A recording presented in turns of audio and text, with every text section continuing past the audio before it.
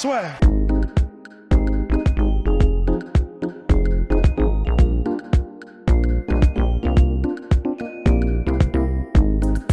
C'est parti, bien bonjour à toutes et à tous, bienvenue dans le podcast La Sœur avec Polydomso et Rust. La tension est palpable, je ne vous le cache pas. À son comble. Alors, on a du mal à se contenir. Hein. Heureusement d'ailleurs qu'on n'est pas dans la même pièce. Hein. Oui, non, mais... Parce qu'à chaque fois qu'on a la même pièce, ça part. On compte plus le nombre de commotions qu'on s'est mis l'un l'autre.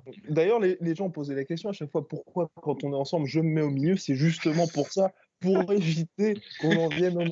Mais bon, c'est un petit peu compliqué parce que maintenant on est obligé d'avoir des agents de sécurité. Enfin bref. Messieurs, avant de parler donc de Dominique Reyes, la soirée, la nuit blanche La Sœur est enfin officialisée. Et ça, bordel, ça fait plaisir. Oui, Parce que tu vois, là, on a fait un peu un teasing, tu vois, on promettait un rendez-vous avec Abella Danger, mais finalement, on avait pas se retrouver avec Mimi Mati, tu vois, et donc finalement, on a quand même réussi à délivrer, tu vois, et ça c'est stylé, quoi. Ouais, exactement. Non. Donc toutes les infos sont dans le visuel qui remplace ma tête, je pense. Voilà.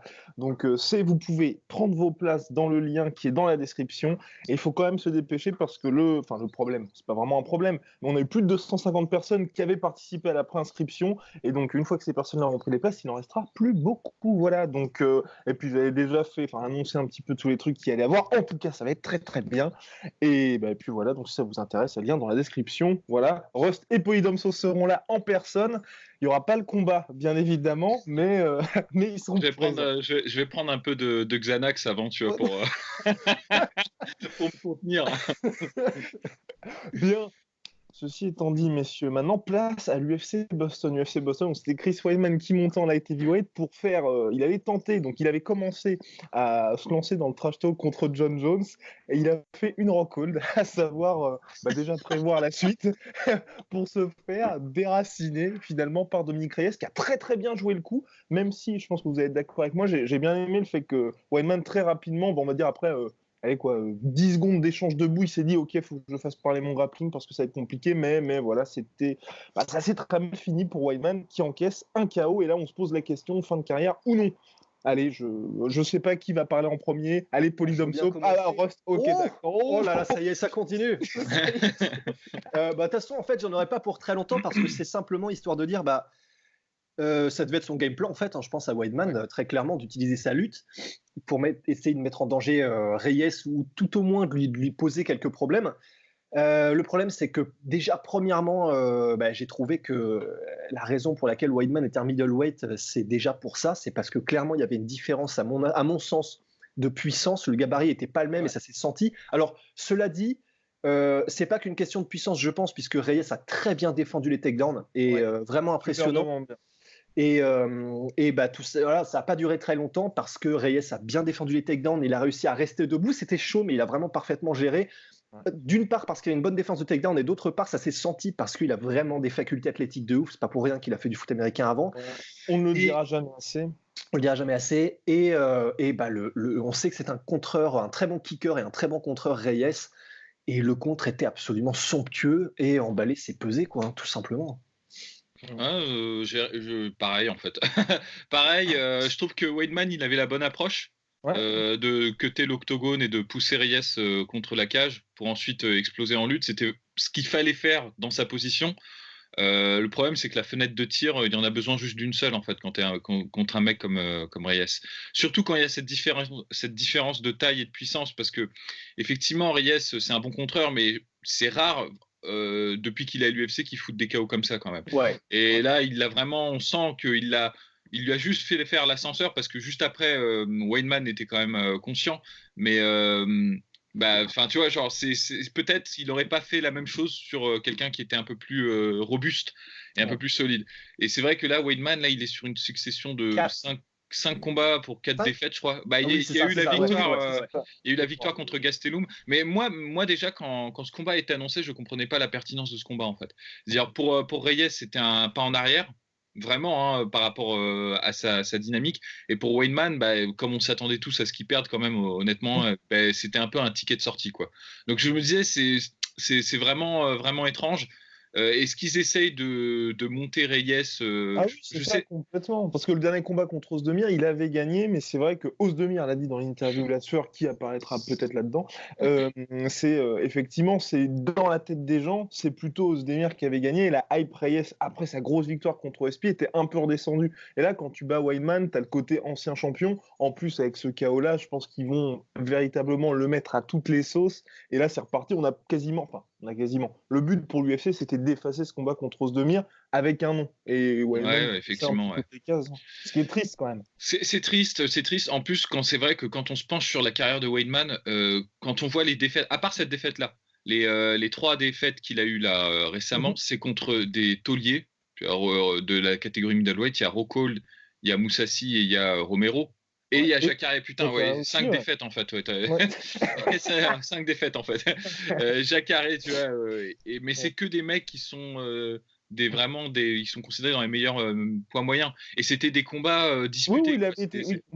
C'est pas bon. Là, c'est la première fois où il se prend une toise où c'est vraiment pas disputé pour le coup, quoi. Et donc. En fait, c'est terrible parce que si tu prends Weidman et tu le fous, par exemple, au Bellator ou au ONE FC, il éclate tout le monde, quoi. Il est au-dessus, vraiment. Honnêtement, faut être clair sur ce point-là. Mais là, à l'UFC, c'est compliqué, en fait. Ça commence à devenir compliqué dans le top 5 pour lui.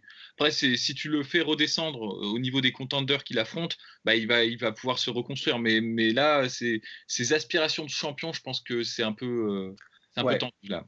C'est très tendu. Et alors, en plus de ça... Je sais pas, alors c'est sûrement dû au fait qu'on est dans la catégorie light heavyweight et ça frappe plus dur. En plus, il tombe sur Reyes qui frappe particulièrement dur. Mais je pense que là, on en est rendu aussi au point où, à mon avis, son menton commence à s'effriter. On l'a vu sur la carrière de plein de combattants. Et là, vraiment, tu sais, quand il a fait, donc il y a eu déjà le contre qui était magnifique. Hein, donc ça peut être dû au fait que le timing était parfait, que c'était un contre magnifique. Cela dit, le ground and pound, il y avait un peu cette impression de Miocic over him, en fait, en mode si je te touche 1 ou 2 fois, c'est terminé. Et ça, c'est vraiment pas bon signe. Donc, ça peut être bien sûr parce que Reyes frappe très fort, et c'est le cas, mais j'ai vraiment très peur que, déjà, premièrement, son menton ait commencé à s'effriter. Bon, quand tu prends des genoux de Romero, forcément, ça effrite plus vite, tu vois. mais en plus de ça, quand il monte en light heavyweight, vraiment, c'est très, très, très mauvais présage. Donc, je ne suis pas du tout confiant sur le reste de la carrière de Weidman. On a vu que Rockhold avait déjà, après son KO, là, en gros, il vient de dire il y a quelques jours, j'ai plus vraiment d'intérêt en fait à combattre. En middleweight, j'ai perdu. En light heavyweight, clairement, je me rends compte que c'était pas ma caté. Il est peut-être temps d'arrêter. Et je pense que Weidman va se poser les mêmes questions. Il n'avait pas l'air de se le dire sur les conférences d'après-combat, sur les interviews. Mais je pense que la réalité va probablement le rattraper. Et l'UFC avait l'air de le vouloir pour lui, puisqu'il l'avait interviewé après son chaos, ce qu'ils ne font plus désormais, en mode allez, dis-nous que tu vas partir. Ouais. Mais c'était vraisemblablement pas le but pour Weidman. Après, moi, je pense qu'avec un match-up confortable, il peut tout à fait. Je le trouve moins limité que Rockhold, par exemple. Rockhold, j'ai l'impression que s'il prend un coup, maintenant, c'est terminé, quoi. Et vu les défauts qu'il a, en fait, enfin les défauts, les failles qu'il a dans son jeu de bouche, je trouve que c'est trop paralysant pour lui. Alors que Weidman, il a quand même la lutte, il est quand même solide. Là, il s'est pris un contre, mais en fait, quand tu regardes vraiment le contre qu'il prend, il le voit même pas arriver. En fait, c'est la spéciale de Dominique Reyes, tu sais, de s'écarter sur sa gauche pour placer son bras arrière. Enfin, c'est un truc classique de gaucher, quoi, de southpaw. Et il le fait super bien. Et il a battu comme ça. OSP, le KO sur le buzzer, c'était ça. Et même Jared Cannonier, quand il l'avait mis KO, bon, c'était sur un uppercut, mais c'était le même mouvement en fait. Tu sors en fait sur ta gauche et tu contres à ce niveau-là. Donc à la limite, il s'est fait cette résurgence d'adolescent là. À la limite, il a perdu là contre Dominique Reyes qui est en pleine bourre. Mais il y a plein de mecs qui peut coller au mur en light heavyweight, hein, ça j'en suis persuadé. Pardon, allez-y. Mais moi je pense qu'en fait là, s'il avait l'option de se barrer vers d'autres horizons, franchement c'est ce que je ferais si j'étais à sa place. Là c'est le moment là, faut qu'il aille faire des levées au ONE FC ou au Rising. Ah non, oui, pardon, désolé. C'est compliqué. Et je veux le dire aussi sur Dominique Reyes, j'ai aussi vraiment apprécié le fait qu'après le knockdown, il est vraiment attendu pour ne pas se jeter, on va dire, à corps perdu, comme un peu ce qu'a fait Yair Rodriguez, mais on va en parler ensuite. Dans le ground and pound, il a vraiment attendu la bonne opportunité et ça a fait mouche parce que mine de rien, Weidman était certes knockdown, mais était assez conscient quand il était au sol. Et là, franchement, Reyes, il a vraiment parfaitement joué le coup pour lui. D'autant plus que sur les UFC précédents, big up à Nico Price, on a vu qu'il recommençait à y avoir des bons gros KO à partir de la garde quand le mec est debout. Mais en revanche, cela dit, pour Reyes aussi, il y a un truc que je voulais rajouter, c'est... je regardais en gros l'analyse post-fight de MMA Fighting, le site, et en fait, eux, ils avaient l'air de dire, ils étaient tous d'accord pour dire ah bah ça y est, il faut le mettre contre John Jones, c'est le combat qui a révélé que clairement il revenait dans la course, machin.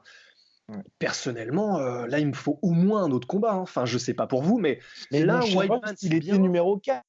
Il était numéro 4.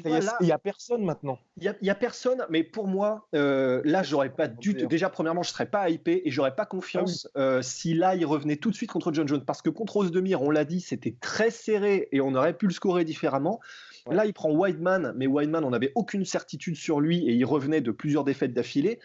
Donc, moi, j'ai besoin d'autre chose et je ne serais pas contre soit le vainqueur de, comment il s'appelle, du coup, Ozdemir pour un rematch, pourquoi pas contre Rakic, soit même le vainqueur de Corey Anderson contre Walker. Parce que pour tous ceux qui sont là, dans cette dynamique-là, pour l'instant, pour moi, c'est ce qu'on disait au dernier podcast, il n'y en a aucun vraiment que je vois comme le Messi contre John Jones.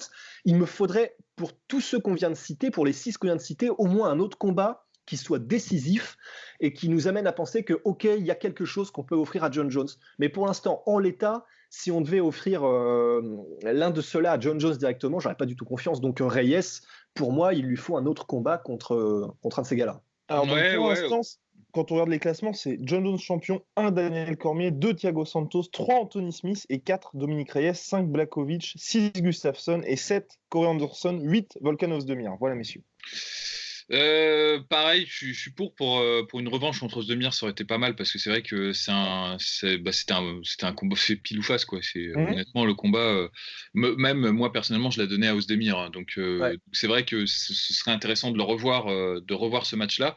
Pourquoi pas contre Anthony Smith aussi. C'est un mec qui est dur au mal, qui peut lui faire tenir les 5 rounds et qui est libre et qui va pas non plus l'écarter de la course aussi, parce que c'est ça le problème quand tu es en light heavyweight, c'est qu'il faut traiter avec parcimonie ce genre de combat, parce que t'as pas même si là on s'emballe un petit peu parce qu'il y a 3 prospects tu vois dans les light heavyweight, on est genre waouh c'est dimanche tu vois, mais quand même faut faire gaffe parce que on sait pas ce qui va se passer. Si ça se trouve Johnny Walker il va se faire étaler par Corey Anderson, donc du coup la hype elle va retomber. Ça foutrait un bordel. J'imagine, mais c'est possible, hein, c'est une possibilité. Et si ça se trouve, Rakic il va se faire mettre KO par Ozdemir, donc la hype sera tombée aussi. Et on se retrouvera finalement avec un prospect ou 2 prospects dans la catégorie light heavyweight. Là, il y a une embellie, mais c'est peut-être juste un truc d'un moment. Donc en fait, il faut faire attention non plus de ne pas cramer une cartouche. D'autant que concernant Dominic Reyes, je peux comprendre pourquoi il y a des gens qui sont sceptiques par rapport à son combat contre Ozdemir, par rapport au fait qu'on n'a pas vu finalement grand chose de lui dans toutes les positions. On commence à avoir un peu plus d'images et il a l'air d'être assez solide parce qu'il peut tenir en fait quand même les rounds et il peut se démerder un peu dans l'adversité, chose dont on ne sait rien par exemple à propos de Johnny Walker par exemple que de lui. Et en revanche, je comprends pourquoi il y a des gens qui sont intéressés dans la perspective de voir Reyes contre John Jones, parce que c'est un match-up qui est intéressant, parce que Reyes est suffisamment grand, c'est un très bon kicker. Et ça permet de nullifier le jeu de John Jones qui lui fonctionne beaucoup. On le voit, hein, c'est un peu ça. Si tu kicks bien contre John Jones, tu t'en sors bien contre lui. C'est ce qu'a montré Thiago Santos. Et c'est un bon contreur. Et John Jones, il a tendance à être un peu maladroit avec ses mains. Il est super bon dans tous les autres domaines, mais là-dessus, c'est un peu sa faiblesse. Et surtout quand il commence à essayer de presser contre la cage. On l'a vu contre Santos, il prend des risques qu'un mec comme Dominic Reyes pourrait exploiter en fait. Donc c'est pour ça que c'est intéressant. Je suis d'accord, il n'est pas prêt. Il lui faut encore un combat de confirmation, voire 2 combats de confirmation. Mais c'est, pour moi, de tous ceux qui se pressent au portillon John Jones, c'est celui qui m'intrigue le plus en fait. Le problème aujourd'hui, c'est surtout John Jones de ce côté-là, parce qu'effectivement, on est tous d'accord pour dire qu'il n'y a personne de près, mais John Jones va bien falloir qu'il combatte un jour, donc vous jetez qui en pâture à John Jones? Et c'est vrai que si vous mettez Reyes, ce qui est compliqué, je suis entièrement d'accord, c'est trop tôt, peut-être allez, fin d'année 2020, c'est bien, mais il faut qu'il combatte, comme tu as dit, Polydomso au moins 2 fois. Mais là, il n'y a plus personne pour lui. Et là, sportivement, le mec qui est numéro 4 qui vient de battre Weidman, c'est ce qui fait le plus de sens. Et c'est assez triste parce que pareil, Thiago Santos, c'est quoi? Il est out jusqu'en février, je crois, enfin au moins. Ah, au moins, ouais, je crois. Oui, hein. Ouais, parce que c'est vrai qu'une revanche contre Thiago Santos, ça aurait été pas mal. Ouais, et encore que, perso, j'en ai mais rien à... Enfin, c'est horrible, hein, mais j'en ai vraiment rien à foutre. Ouais, pourtant, c'est le mec qui l'a le plus accroché. Hein. Ouais, je sais. Jeune de la carrière de John Jones. Je sais, mais je sais pas. J'ai comme une espèce de sensation que y a aussi John Jones qui se complaît un peu et qui fait plus les efforts qu'il faudrait faire. J'ai cette impression et on va. Je sais qu'il y a des gens qui n'aiment pas John Jones et qui vont nous souffler dans les bronches là tout de suite. Mais moi, c'est cette impression que j'ai. Et du coup, c'est pour ça que Thiago Santos, je sais pas, c'était très serré, mais j'ai pas l'impression que ce soit parce que John Jones est beaucoup forcé ou qu'il est vraiment. Je sais, c'est très étrange, mais c'est une impression. Donc, non, mais parce que attends, je vais, ça me ressemble pas, mais je vais appuyer ton propos. C'est en fait le truc, c'est que John Jones, il est tout le temps, enfin, il est invaincu. Ouais. Thiago Santos, un coup sur deux, il est pas. Là, il s'est sublimé pour cette nuit-là. Honnêtement, il a fait le combat de sa life. C'est vraiment, il a jamais. J'ai regardé les combats de Thiago Santos, j'adore Thiago Santos, mais c'est la première fois qu'il suivait un game plan discipliné et qui tu vois, on aurait dit qu'il était possédé, tu vois, pour cette nuit-là, tu vois. Et est-ce qu'il va réussir à faire une deuxième fois ce truc-là? Peut-être, mais c'est pour ça qu'on n'est pas super emballé aussi, c'est parce qu'on se dit peut-être c'était un soir. D'autant plus que je pense, avec John Jones qui est quand même très cérébral, on peut, à mon avis, je pense qu'on peut tabler sur un espèce de truc à la Mayweather où tu peux avoir des premiers combats, par exemple Mayweather contre Maidana, où le premier combat est serré parce que le mec apporte des trucs, etc. Sauf que le deuxième combat, quand il arrive et que Mayweather a le temps de faire tous les ajustements, en gros, il n'y a même pas de match. Et j'ai cette impression qu'avec John Jones, ce serait un peu la même chose. Ou même le combat contre Gustafsson. Ouais, exactement, c'est ce que j'allais dire. C'est ça qui me donne cette impression. Donc, tout ça mis bout à bout, Mais d'un autre côté, si... Oula, je suis en train de tout péter. Si Thiago Santos revient, moi j'aimerais bien, tu vois, quelque chose qui soit dans la même configuration que Gustafsson, où tu as le premier combat serré, tu laisses le temps à Thiago Santos de recréer une hype, tu vois, en enchaînant 2 KO contre des mecs un peu chauds, et comme ça, tu as un peu l'intérêt de la part du public et puis de nous, en se disant « Ah, il y a peut-être moyen qu'il fasse quelque chose ». Mais c'est vrai que là, si tu le fais revenir directement, bon, pour tout le monde, c'est un petit peu... vous le voyez, vous, Thiago Santos remettre 2 KO comme ça quand il revient à des light heavyweight en mode normal? Parce que c'est Chris Weidman et Luke Rockhold, oui. Oh ouais, je sais pas, parce que quand il revient, s'il tombe contre des Johnny Walker, des Rakic ou des mecs, s'ils ont gagné en attendant. Anthony Smith, le rematch en light heavyweight, vu qu'ils se sont déjà combattus en light. Ah, ça a du sens. Ça pourrait être pas mal, ouais. Ça pourrait être pas mal. Enfin bref, affaire à suivre en tout cas. Puis Chris Weidman, respect quand même, parce que certes, toute défaite, mais il affronte tueur sur tueur sur tueur sur tueur. Et vraisemblablement, Dominique Reyes, dans les prochaines années, on parlera de lui comme l'un des tauliers light heavyweight. Donc voilà, rien d'humiliant non plus pour notre cher All-American. En co-main event, il y avait Yair Rodriguez contre Jeremy Stephens. Et ce combat, messieurs, qui était passionnant, surtout que beaucoup peuvent se dire, je ne sais pas ce que vous pensez, en tout cas c'est ce qu'on a reçu comme message, c'est si ça avait été en 5 rounds, ça aurait sûrement pas été la même mayonnaise. Ouais, je regrette que c'est pas été en 5 rounds. Honnêtement, j'aurais bien vu 2 rounds de plus, ça c'est clair. Mais quelle durabilité de Jeremy Stephens. Honnêtement, je ne m'attendais pas à ça. Hein, parce que c'est quoi? C'est le deuxième round ou c'est quoi? Il se prend un middle kick et ensuite il tombe sur un leg kick. Et là, je me suis dit, oh putain, ça y est, ça va faire. C'est terminé. Mais quelle durabilité, franchement. Ouais. Putain, en plus, se relever de ce truc-là, pour ceux qui ont déjà pris un knockdown en coup au corps et tout, c'est le truc le plus douloureux qui soit, hein, vraiment. Et en plus, c'est pas seulement un middle kick et bon, tu me laisses 10 secondes et je me relève. c'est un middle kick et je me prends une tempête en grand end pound et j'essaye de gérer en faisant des roulades et tout, tant bien que mal, avec toujours la crainte que l'arbitre arrête. Ouais. Et il a réussi à s'accrocher, franchement, c'était impressionnant, et à revenir en plus. Sur la fin du round et sur le round 3, je pense qu'il avait le round 3 en poche quand il revenait. Quoi. Donc c'est là qu'on voit qu'Yair Rodriguez n'a pas non plus été très intelligent dans sa gestion du ground and pound parce qu'il a vraiment tout mis là-dedans et c'était pas précis pour un sou. Et surtout que mine de rien, Jeremy Stephens, même dans la tempête, on voyait qu'il gérait. Hein. Vas-y. Disons qu'il était conscient en fait, c'est-à-dire qu'il était suffisamment conscient pour que quand l'arbitre lui dit si tu bouges pas maintenant, je vais arrêter le combat, il bouge. Après, tu lui fais une petite visite de ton crib, Mike Crib. Allez. Mais en fait, déjà Jeremy Stephens impressionnant. Après, putain, j'ai complètement oublié ce que j'allais dire. Oui, alors si, déjà ça. Et il y a aussi j'avais un peu s'il y avait eu 5 rounds, franchement à mon avis il y avait un petit scénario qui se profilait en mode Shogun Anderson 1 où il prend ça y est, maintenant je vais l'apprendre cette expression, il prend tempête sur les premiers rounds et après parce que donc là dans le cas de Shogun Anderson, c'était Anderson qui s'était crevé en essayant de finir en ground and pound de Shogun. Et après, Shogun était revenu parce que du coup, il avait cassé la distance et Grand and Pound, il commençait à lui mettre une poêle dans la gueule. Et donc là, j'avais un peu cette impression-là. J'avais l'impression que il s'était un peu crevé. Clairement, techniquement, les 2 premiers rounds, par contre, c'est vraiment une masterclass debout de kickboxing de la part de Yair Rodriguez. Mais c'est vrai qu'il s'est crevé en Grand and Pound parce qu'il a vu l'ouverture, il a vu la fenêtre. Et bravo à Stephens qui non seulement est revenu, mais il y a eu la présence d'esprit. Je pense que c'était plus l'instinct de survie de lui-même casser la distance et de revenir en ground and pound. Et c'est vrai que vu comme ça se profilait sur 2 rounds suivants, je sais pas si, à moins qu'il utilise un inhalateur, je sais pas si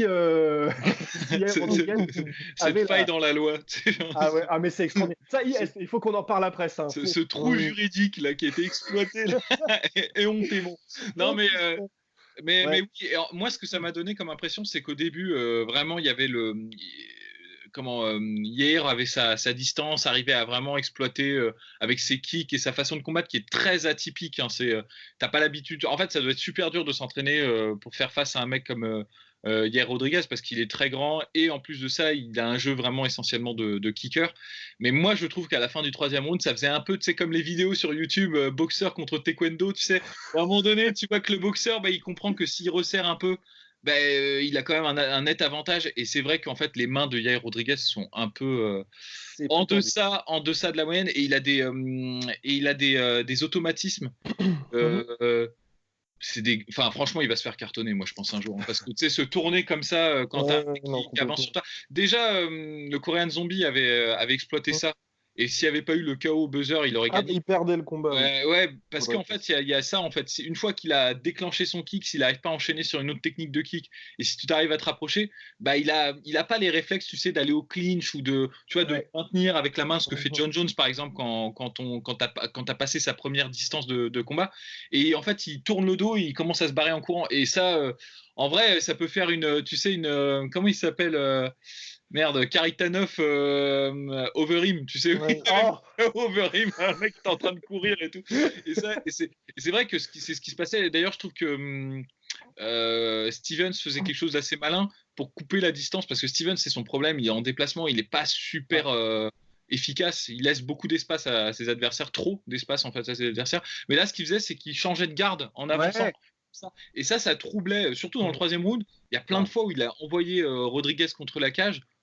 Sans faire trop d'efforts et il le touchait et en fait on se rendait compte que bon ok tu m'as touché avec ton middle kick mais à la fin les kicks ils avaient un peu moins d'importance et un peu moins d'impact donc c'est vrai que je pense que si ça s'était prolongé il y aurait moyen que ça se soit mal terminé pour Yair Rodriguez. Surtout même au sol ça devenait très compliqué pour lui donc forcément mais moi je trouve que c'est assez compliqué la carrière de Yair Rodriguez parce qu'aujourd'hui Jeremy Stephens on sait tous c'est le gatekeeper ultime de la catégorie featherweight pour reprendre les mots très justes toujours de Polydomso. Il pose une question et quand on arrive à le battre c'est justement qu'on a réussi à répondre à cette question alors que Yair Rodriguez qui avait pris 1 an et demi de pause après son combat contre Frankie Edgar on n'a pas l'impression qu'il ait progressé depuis on se dit à part des match-ups favorables il va se retrouver toujours dans une situation pas d'éternel espoir mais comme tu le dis, je pense qu'il va finir par se faire punir et qu'aujourd'hui, le côté, si on met contre un grappleur, ce sera compliqué. À un moment donné, on va le mettre contre un striker et là aussi, ça va être compliqué pour lui. Et sachant qu'aujourd'hui, pour moi, il n'a pas du tout la carrure d'un mec qui va être dans le top 5 durablement de la catégorie featherweight.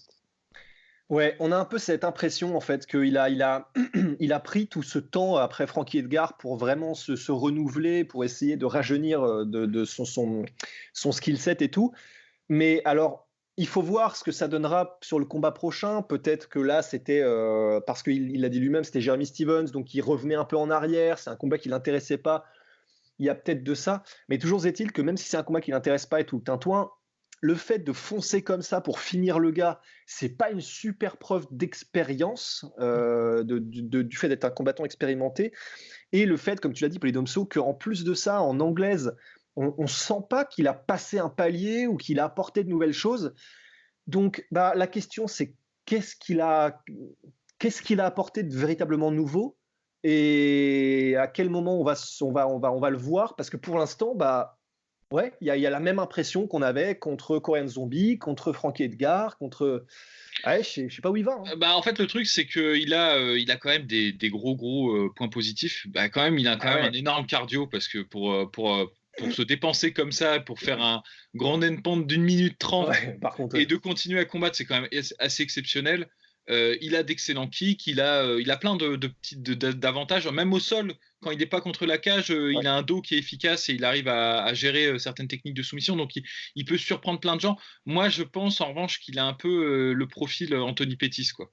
Typiquement, là, ça va parce qu'il est sur la pente ascendante, mais je pense qu'il y a un moment donné, il va être stoppé c'est son style en fait, c'est sa façon de combattre qui peut surprendre beaucoup de gens, mais à partir du moment où les gens vont commencer à le battre successivement, il y a un plan qui va s'établir pour le battre. Ouais. Et s'il se renouvelle pas maintenant, en fait, il faudrait qu'il fasse les changements maintenant, avant qu'il soit trop installé dans son style et que ce soit terminé, parce qu'il me fait vraiment penser à Anthony Pettis hier, Rodriguez. Il y a vraiment beaucoup de similitudes. Alors, c'est bien dans un sens parce qu'Anthony Pettis a réussi à être champion, mais je me dis ouais, il y a quand même moyen que ça se passe pas aussi bien pour lui.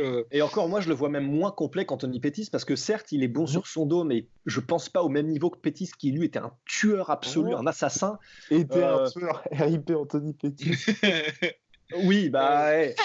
mais même debout, il avait une anglaise qui était quand même, qui faisait pas gaulerie, Anthony Pettis. Et donc même si je suis d'accord, en fait, j'ai même pas cette impression-là qu'il est aussi complet qu'un Pettis. Ou faudra voir sur le prochain combat contre Zabit. Ça pourrait être intéressant enfin, mais quoique je sais pas, parce que c'est un combat qui risque de se dérouler à distance de kick et peut-être en kickboxing comme ça sur 3 rounds. Mais ouais, à voir. Mais c'est vrai que pour l'instant, c'est pas forcément. Ouais, c'est pas une claque, quoi. C'est pas du HD, quoi. Tout à fait. Bien, voilà, messieurs, c'était pour l'UFC Boston. Attends, vous voulez parler de Greg Hardy Oui, oui. Non, il faut qu'on en parle. Oui, il faut qu'on en parle. Il faut qu'on parle de ce Ventolin Gate. Mais le mec, à chaque fois qu'il combat, il y a un truc qui va pas, quoi. Il y a une controverse. Attends, non seulement ça, mais ce qui est extraordinaire, et ça, mais j'adore ça, parce que une fois, c'est marrant, mais 2 fois, c'est la première fois quand il a été disqualifié parce qu'il a mis un putain de coup de genou honteux à je sais plus trop qui là contre la cage, qui était complètement interdit. Il a dit ouais, mais m'en voulez pas trop, c'est parce que je suis jeune dans ma carrière, je connais pas encore tous les bails. Ouais, ok. Et là, il nous sort un putain d'inhalateur entre les rounds. C'est absolument délirant. Et il nous sort ouais, mais pardonnez-moi, mais c'est parce que je suis un peu jeune dans ma carrière. Ouais, et je savais pas. D'un autre côté, il avait quand même demandé au commissaire. Ouais, non, mais ça, non. Ça, moi, je trouve que c'est abusé que la commission athlétique elle-même ne soit pas au courant. Parce que après, s'il avait sorti le truc tout seul, tu vois, il fait ça, clairement, c'est inexcusable. Mais là, il demande à Dean Thomas, qui est un des meilleurs potes de Dana White, American Top Team. Enfin bref, un peu de la vieille, et le mec de la commission athlétique qui fait ouais, vas-y, y a pas de souci. Ouais, bien sûr. Oui. Ouais, mais les commissions, honnêtement, c'est quand même les mêmes qui ont autorisé le combat Chuck Liddell, Tito Ortiz. Je pense qu'on peut pas vraiment leur faire confiance, quoi. À un moment donné, tu vois. Non, Chuck Liddell, Tito Ortiz, c'était en Californie. Attention, là, on parle de Boston, Massachusetts, on veut pas avoir de problème avec. Ouais, mais malgré tout, quand même, le fait que du coup, Dean Thomas et Greg Hardy demandent à la commission. En plus, Alors là, je me dis, je suis à la place du mec de la commission qui est dans le ring. Mais alors, la dernière chose à laquelle le mec doit s'attendre, c'est qu'on lui sorte un inhalateur et qu'on lui demande c'est bon, je peux y aller donc, je me mets à la place du mec. C'est pas le président de la commission, c'est pas Jeff Nowitzki non plus. Et le mec, je pense qu'il a dû faire ouais. Ça a été accepté. Bon, bah vas-y. Donc, évidemment, tu vois, mais à mon avis, là, la faute, elle est et sur Dean Thomas et sur Greg Hardy. Tu peux pas être à ce point ingénu, à ce point benet, c'est pas possible. Surtout Dean Thomas, sans déconner. Dean Thomas, c'est un pilier du MMA, ce mec-là. C'est un taulier. Le fait que tu saches pas qu'entre les rounds, t'as le droit que à ta gorgée d'eau et à ton air frais, c'est quand même extraordinaire. Donc, c'est vraiment du foutage de gueule, à mon sens. Et pour Greg Hardy, bah, ça continue un peu de monter sa légende, mais c'est vraiment n'importe quoi. C'est n'importe quoi. Et c'est marrant parce que moi, je me souviens pas du tout du combat qu'il a fait, quoi. Du coup, je me souviens que de ça maintenant. C'est terrible, Ouais, hein, ouais. mais bon, j'imagine. En plus, ça prend des proportions énormes parce que bon, il avait une petite ventoline. Mais je me dis, le prochain combat, il va se pointer qu'un masque à gaz et des pompes. Ouais, non, mais genre, est-ce que je peux avoir un peu d'oxygène et tout. Ils ont passé à travers les grilles de la cage. Vas-y, c'est accepté, c'est bon. La commission a dit oui. Ouais, non, mais c'est vrai que sinon, le reste, le combat, il l'a emporté, mais c'est vrai que c'est pas non plus rassurant sur Greg Hardy parce que être avec un gars qui est quand même bien moins imposant que lui physiquement et de se dire qu'il avait finalement que cette explosion avec son bras arrière pour lui, il a quand même été mis un peu en difficulté au 3e round. Quand on est à ce niveau-là et qu'il y a tout le trash talk, qu'on est attendu comme une star et qu'on voit pas non plus d'énormes progrès, pour la suite, c'est pas du tout rassurant pour Greg Hardy, hein, parce qu'on se dit dès qu'ils vont le mettre contre un mec qui va faire son gabarit, qui va avoir autre chose à proposer que justement une explosion au bras arrière, à savoir par exemple juste une petite combinaison, bah là ça va être fini. Ah, moi je pense que c'est ça. Hein. Je pense que, honnêtement, ça va, Greg Hardy. Enfin, moi il me fait marrer. Pour le coup, j'attends avec impatience ce qu'il va nous apporter pour le prochain combat. Quoi. Il a plus d'un inhalateur dans son sac. Hein. Ouais, non, mais c'est clair. Mais en termes de combattant, le potentiel n'est pas là. Quoi. Honnêtement, il est physique. Il est dans la pire des catégories. On adore les heavyweights, mais c'est là où la compétition est quand même la moins élevée. Donc c'est vrai qu'il peut arriver dans le top 10. Je ne serais pas surpris qu'il y arrive à force de... si Martin Tibura est dans le top 15, c'est bon. Hein. Non, mais à force de match-up favorable, et je pense qu'il y arrivera. Et mine de rien, il a quand même une condition physique qui est largement supérieure à la moyenne des heavyweights, à condition d'avoir le petit supplément ventoline. La potion magique. Ouais.